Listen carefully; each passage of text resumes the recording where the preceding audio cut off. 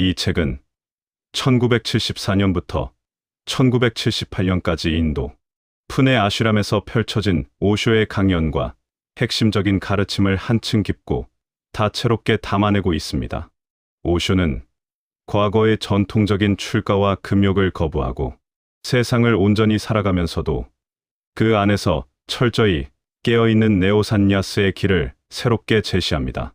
그는 진리란 미래에 어느 시점이나 외부에서 찾아야 할 숭고한 목표가 아니라 지금 이 순간 자신의 내면 깊은 곳으로 온전히 이완해 들어가는 과정이라고 역설합니다. 즉, 끊임없이 더 나은 무엇인가가 되려고 애쓰는 행위가 도리어 우리를 진정한 존재의 본성으로부터 멀어지게 만든다고 지적하며 그저 있는 그대로의 자아로 편안하게 머물 것을 지속적으로 권합니다. 이 책의 제목이 암시하듯 그는 선의 지혜를 빌려 흐르는 물의 비유를 자주 사용합니다. 물이 아무런 저항이나 인위적인 목적지 없이 자연의 순리대로 유연하게 흘러가듯 인간의 삶 또한 에고의 억압이나 지적인 계산을 내려놓고 매 순간 자발적으로 흘러가야 한다는 가르침입니다.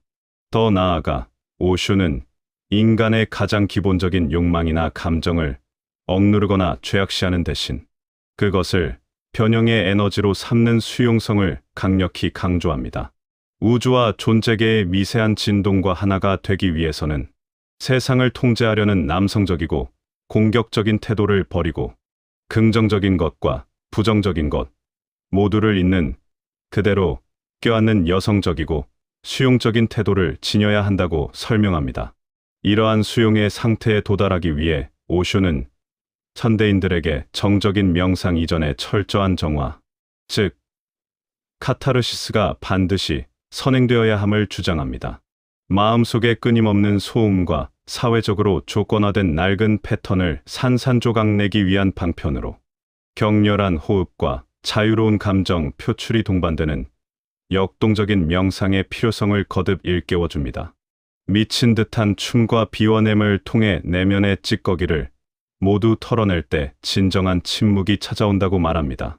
생각과 개념으로 만들어진 언어 이전의 세계, 즉 바람이 소나무를 스치고 물이 흐는 것과 같은 자연의 순수한 소리를 듣기 위해서는 이처럼 논리적인 마음의 개입을 완전히 멈추어야 함을 상기시켜 줍니다. 마지막으로 그는 깨달음이나 구도의 길이 지식의 축적이나 치열한 노력으로 얻어지는 것이 아니라 스승과 제자 사이의 깊은 사랑과 전적인 내맡김을 통해 자연스럽게 피어나는 현상임을 밝힙니다. 살아있는 스승의 거대한 에너지장 안에서 신성함이라는 손님을 맞이하기 위해서는 먼저 구도자 스스로 마음을 활짝 열고 기꺼이 텅 빈 주인이 되어야 한다는 것입니다.